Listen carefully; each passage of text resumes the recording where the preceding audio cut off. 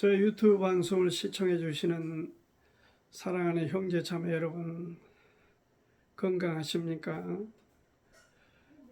강건함과 하나님의 여러 모양의 우리 가운데 도와주심을 간절히 바라고 기도하면서 오늘은 성경 권위에 관한 해설을 제목으로 함께 나누고자 합니다. 지난번에는 성경 계시에 관한 해설을 함께 나누었습니다.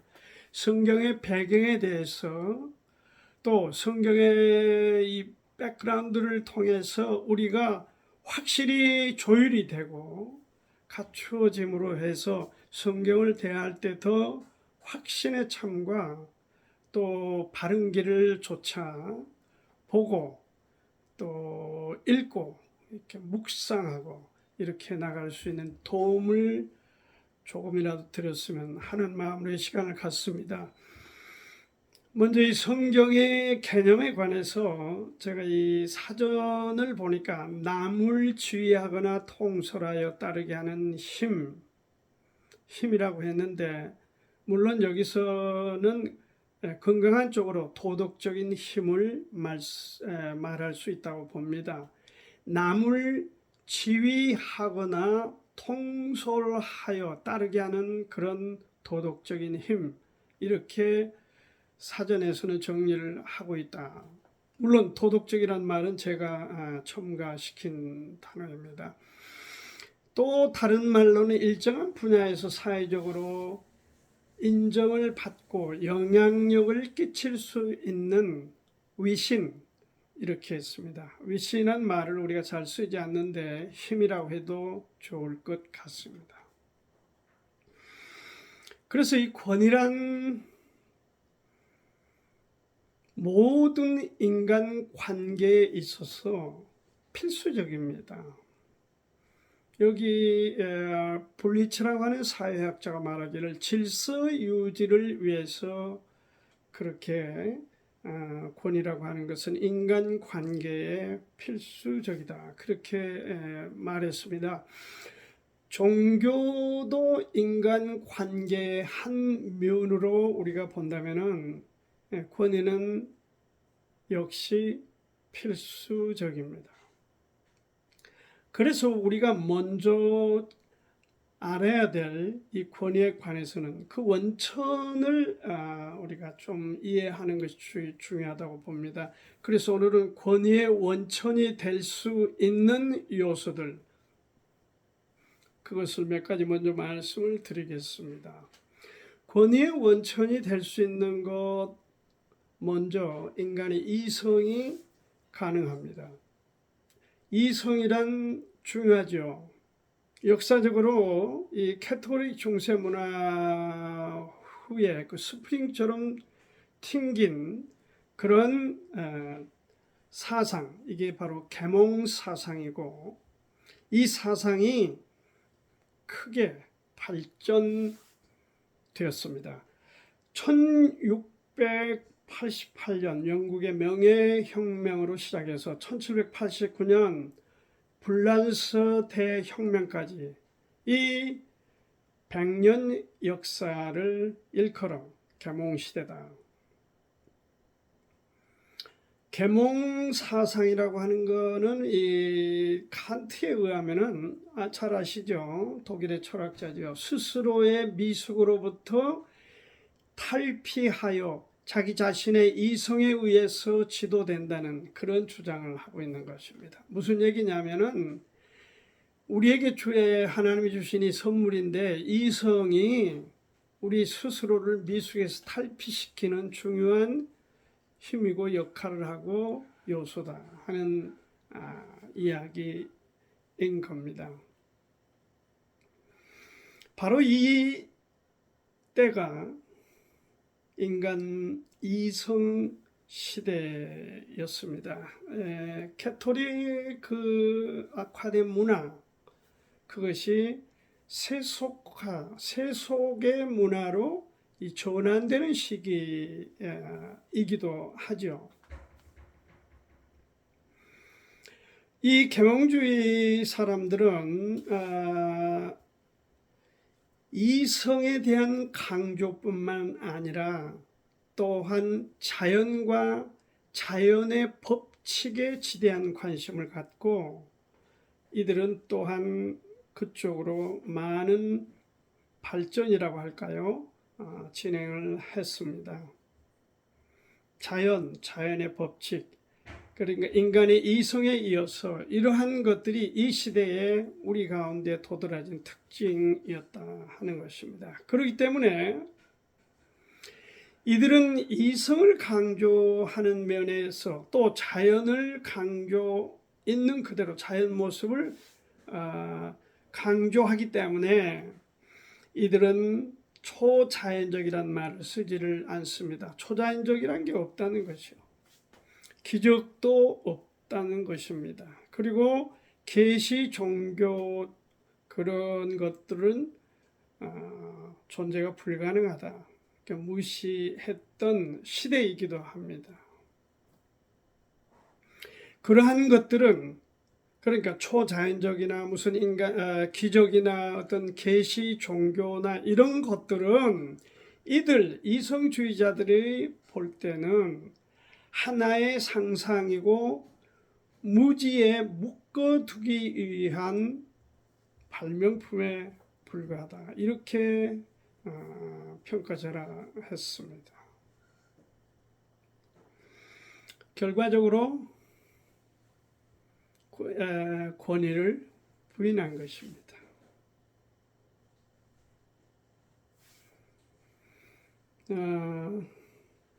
성경, 교회, 그리고 신조 이런 것들을 이들은 평가하기를 미신 또는 전근대적 사고로 그렇게 치부해 버렸습니다. 물론 이성 자체는 하나님이 주신 사람에게 참 축복하신 선물입니다.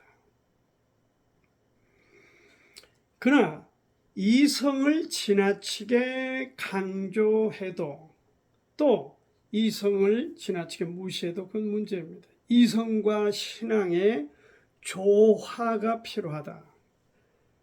하나님을 믿는 사람들의 시각은 대체적으로 그러합니다. 이성이 만약에 최고의 가치가 되고 권위의 원천이 될 수 있다면, 권위가 될 수 있다면 결정적으로 이들이 풀 수 없는 난제가 등장합니다. 그건 뭐냐? 만일 두 사람 A와 B와 이성이 충돌하면 그 해답을 어디서 찾을 수 있겠습니까?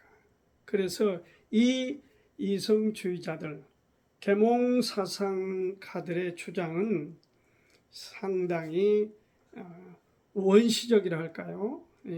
정황을 잘 모르는 사람들의 주장이었다. 그들은 철학적으로나 자연과학 쪽에서 유명한 인물이 있고 어마어마한 우리가 참 어려서부터 익숙하게 배운 그런 인물들 있지만 그러나 이것은 균형 잡힌 주장은 결코 아닙니다. 두 번째로 우리가 생각해 볼 수 있는 이 권위의 원천에 대해서는 이 종교적인 체험을 들을 수가 있습니다. 이는 은사파들을 주로 들을 수가 있죠. 그들의 주장의 핵심은 성경보다는 종교적 체험을 더 비중을 두는 것입니다. 우위에 두는 것입니다. 성경보다 더 우위에다 두는 것입니다. 여기에 해당하는 인물이 렌슈라고 하는 사람이 있었는데 이 사람은 성경의 가르침을 확증키 위해서는 반드시 체험이 중요하다.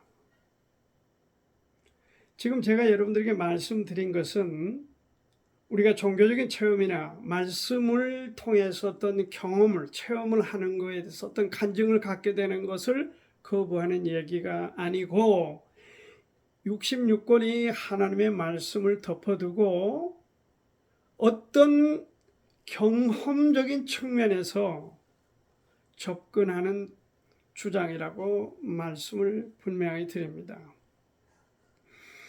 여기에 반해서 복음주의자인 고든 피는 주장하기를 그들은 석의나 이 성경을 해석할 때 석의나 성경 해석을 무시하고 문자로 받아들일 수 있으면 오케이.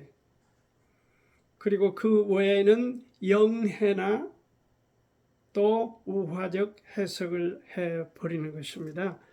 여기 우화적 해석이나 영해라고 하는 것을 여러분들이 자주 들어서 아시겠지만은 이것은 성경 해석의 가장 장애 요인이고 저질적인 행태입니다. 다시 말해서 문자, 문법, 역사적으로 성경에 접근하고 해석을 해야 됨에도 불구하고 이 문자적으로, 문법적으로, 역사적으로 해석법을 무시해버리고 이해가 안 되면은 영해라고 하는 그런 홍두깨 같은 이야기를 들이대고 이 말 뜻을 왜곡시켜버리는 행위입니다. 그러면 우화적 해석은 어떻습니까? 동일합니다. 성경은 비유에 대해서는 비유로, 상징에 대해서는 상징으로, 그리고 문자, 문법, 역사적으로 이런 관점에서 성경을 해석하면은 거의 90 몇 %는 무리 없이 성경이 해석될 수 있다. 이렇게 이해하면 좋겠습니다. 그러나 그들은 경험을 중요시하기 때문에 이 성경을 아예 하나님의 말씀을 때때로 무시해버린 경향이 있다. 그리고 자기 어떤 방식으로 이것을 뜯어 맞춰서 주장하는, 해석하는 그런 방법을 갖고 있는 사람들이 많다. 일반적으로 오순절 체험이 성서 해석보다 선행합니다. 이 고든 피의 주장이 지금 이 은사파들의 주장이 그러하다는 것이면 이들은 경험을 중요시하기 때문에 하나님의 말씀이 거기에 맞으면은 오케이, 맞지 않으면 영해, 우화적 해석을 해버리고 일반적으로 오순절 체험을 성경 해석보다 우위에 둔다는 것입니다.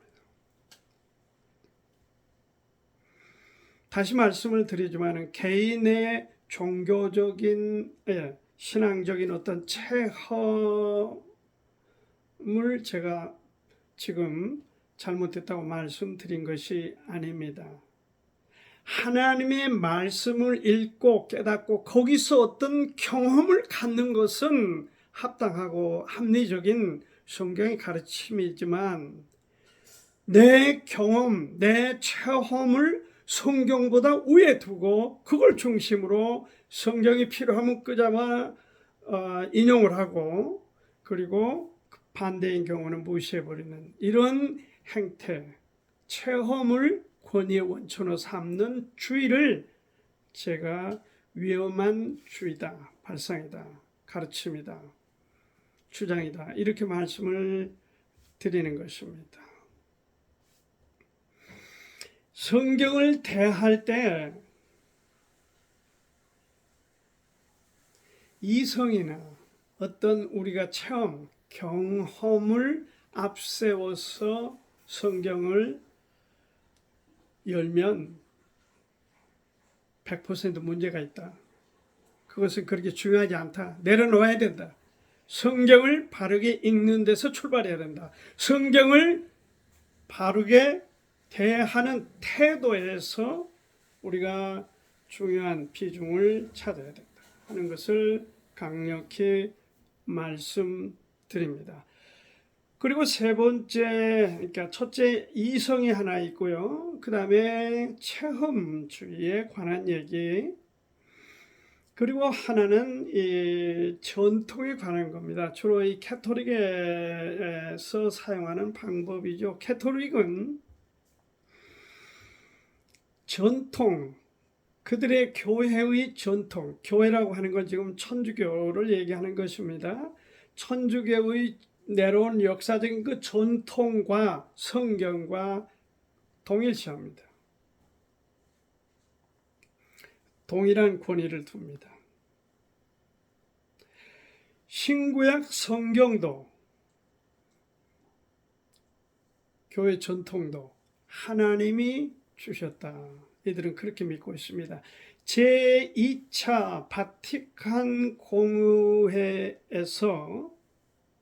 성경 계시에 관한 내용 제10조를 보면은 신성한 전통과 성경은 하나님의 말씀을 보관하는 하나의 저장소인데 이는 교회에 맡겨진 것이다. 이렇게 규정을 하고 있습니다. 쉽게 말하면 천주교라고 하는 거기에 맡겨졌다는 것입니다. 무엇이? 이 성경과 전통이 그러면서 이걸 동일시하고 있습니다. 그리고 이들이 마태복음 제가 한 곳 읽겠습니다. 16장 18절 9절을 제가 좀 읽겠습니다. 또 내가 네게 이르노니 너는 베드로라. 내가 이 반석 위에 내 교회를 세우리니 음부의 권세가 이기지 못하리라. 내가 천국 열쇠를 네게 주리니 네가 땅에서 무엇이든지 매면 하늘에서도 매일 것이요 네가 땅에서 무엇이든지 풀면 하늘에서도 풀리리라 하시고 이렇게 말씀을 했습니다. 천주교는 베드로를 제1대 교황으로 치고 있습니다. 그러니까 그 전통의 출발은 베드로다. 그리고 쭉 사도적 계승을 해서 교황이 등장하고 오늘에 이르렀다는 역사 과정을 그들은 주장하고 있습니다. 여러분 성경을 보시는 신약 성경을 들고 읽고 보시는 분들이 혹시 베드로가 로마에 갔다 이런 얘기를 들어보신 적이 보신 적이 있습니까? 우리는 성경의 무오함을 믿기 때문에 성경에 언급되지 않는 성경이 침묵할 때는 우리도 함께 침묵하고 성경에 가르치는 바에 대한 진리에 있어서는 우리의 생명까지도 내거는 그런 하나님과 동행하는 크리스찬들입니다.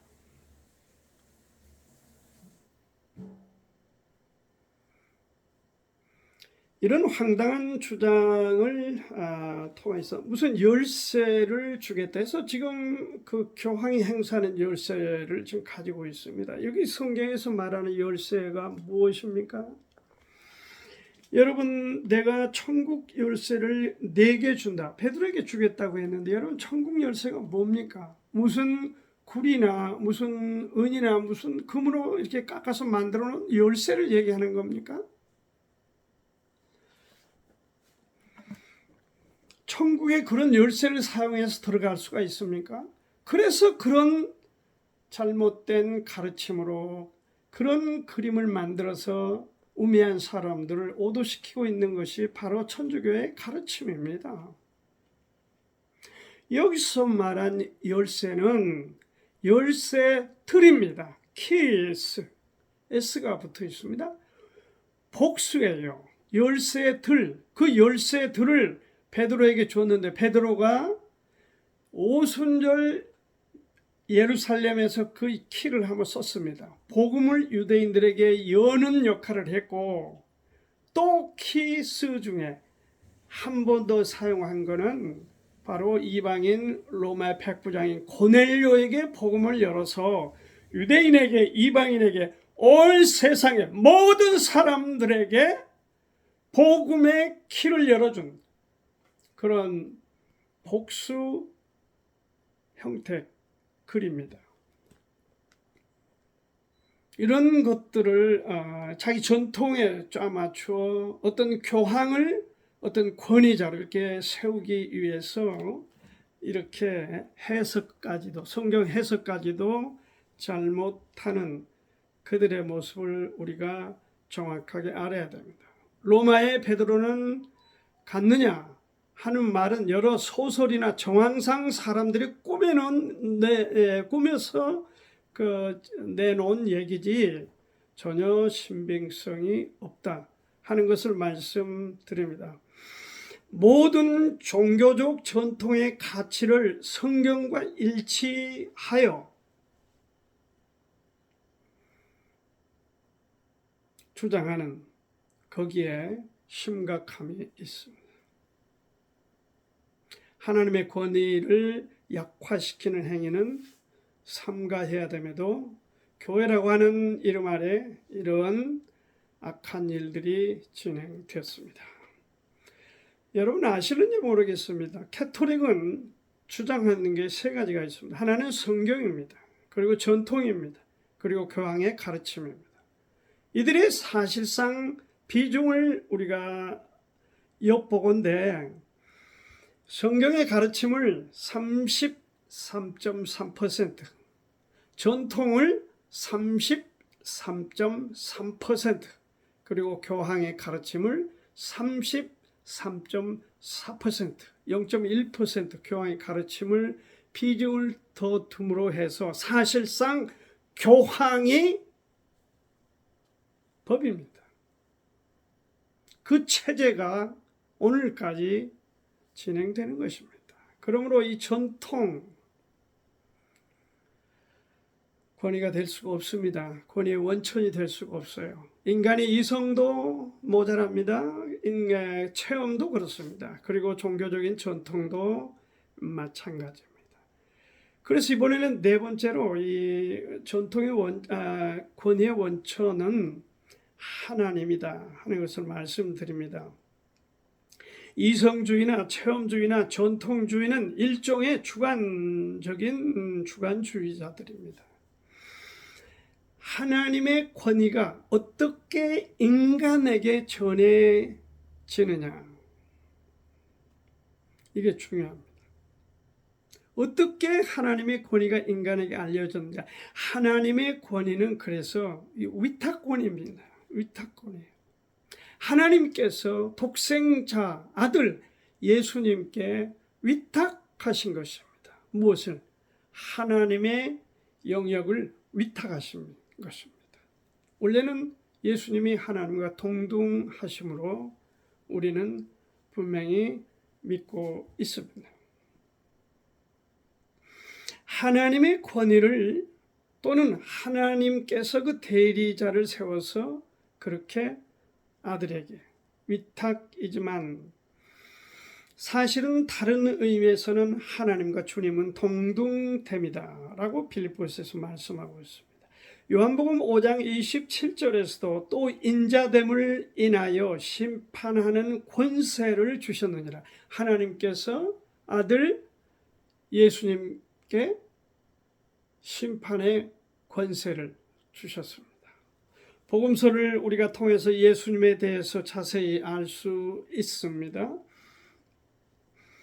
죄 용서함에 대해서 마가복음 10장에 기록되어 있습니다. 그리고 귀신을 쫓아내는 내용이 마가복음 3장에 기록이 되어 있습니다. 그리고 수많은 하나님 나라에 대해서 가르침이 계속되고 있습니다. 마태복음 7장에 나와 있습니다. 그리고 여기 지금 말씀드린 대로 요한복음 5장 27절에 심판하는 능력도 주셨습니다. 누가 주셨죠? 아버지께서 누구에게 주셨죠? 아들에게 주신 것입니다. 주님 권위의 이게 핵심들입니다.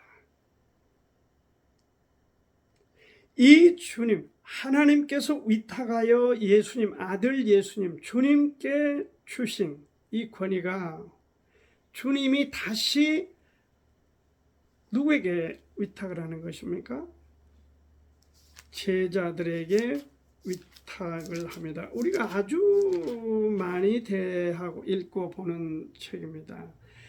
예수께서 나와 일러 가르칠 때 하늘과 땅의 모든 권세를 내게 주셨으니 그러므로 너희는 가서 모든 족속으로 제자를 삼아 아버지와 아들과 성령의 이름으로 침례를 주고 내가 너희에게 분부한 모든 것을 가르쳐 지키게 하라. 볼지어다 내가 세상 끝날까지 너희와 항상 함께 있으리라 하시니라. 그러니까 아버지께서 아들에게 주셨는데 그 아들이 승천하시면서 제자들에게 아버지가 주신 그것을 내가 다시 너희들에게 하니 너희는 가서 그 권위를 행사해라.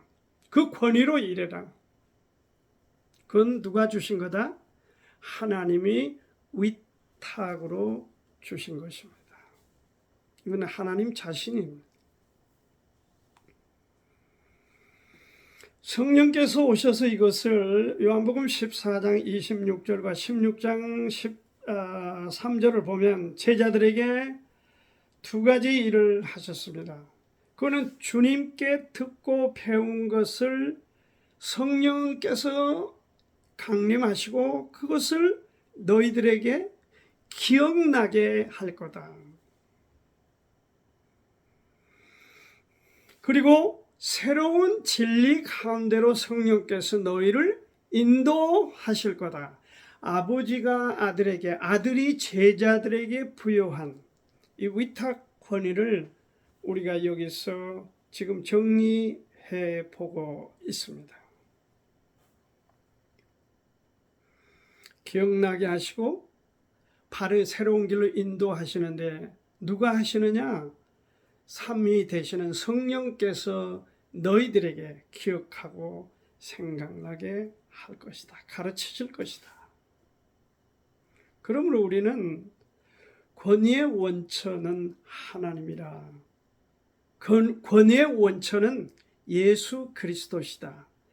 인간의 이성도 중요하고 필요하지만 또 종교적인 체험도 중요하고 필요하지만 또 인간의 전통도 교회 전통도 무시할 수만은 없지만 그러한 것들이 권위가 될 수는 없다. 권위는 하나님 한 분이시다 하는 것을 여러분들이 정리해서 말씀을 드립니다. 그러면서 이 권위는 규범적 권위이다. 이 규범이라고 하는 것은 인간이 행동하거나 판단할 때 마땅히 따르고 지켜야 될 가치 판단의 기준입니다. 우리가 학교 다닐 때 쉽게 해서 교과서와 같은 것입니다. 성경은 하나님의 말씀이고 하나님 권위를 대변합니다. 그러므로 성경은 성도에게 있어서 이 성경을 믿는 크리스찬들에게 있어서는 최종 신앙과 실천의 규범입니다. 66권이 그러합니다. 다시 말해서 성경은 신앙과 실천에 관련하여 최종 권위를 갖는 거다. 성경의 가르침은 곧 누구의 가르침이죠? 예수님 가르침이고 곧 하나님의 가르침이다.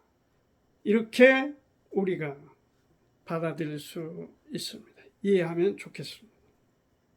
그런 의미에서 성경을 규범적이다 이렇게 표현할 수 있고 성경은 최고의 법정이요 최고의 검정입니다.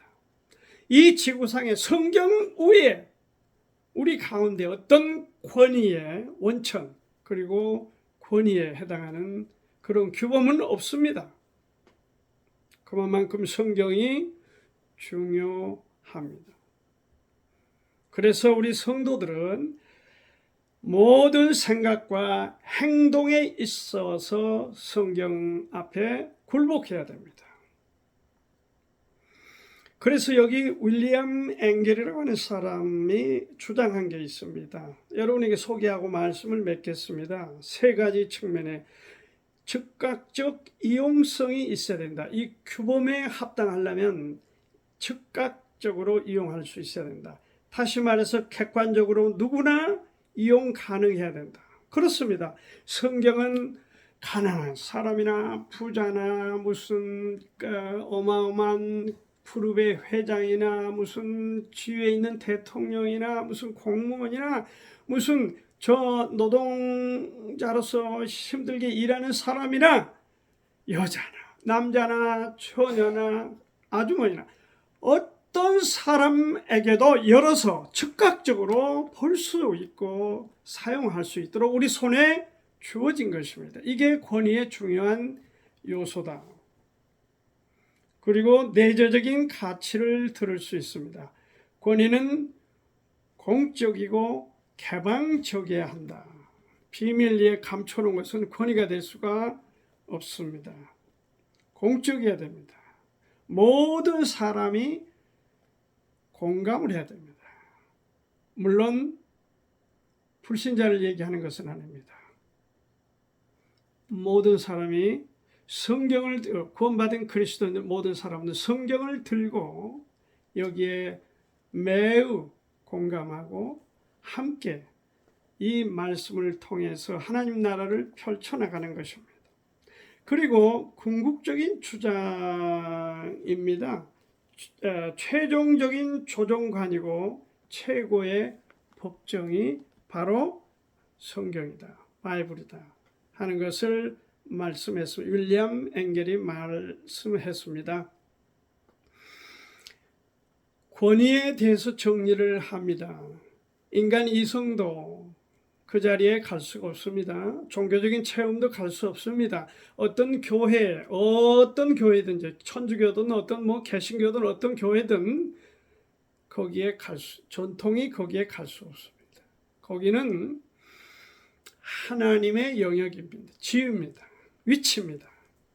하나님은 권위의 원천이요 권위자이십니다. 그것을 위탁하여 예수님께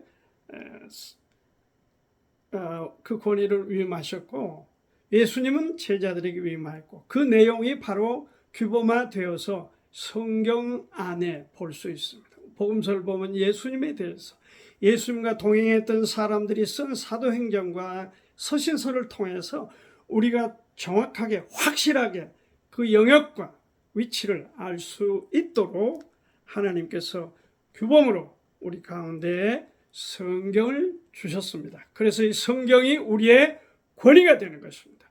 최고의 법정이 되는 것입니다. 그리고 최종 판정관이 되는 것입니다.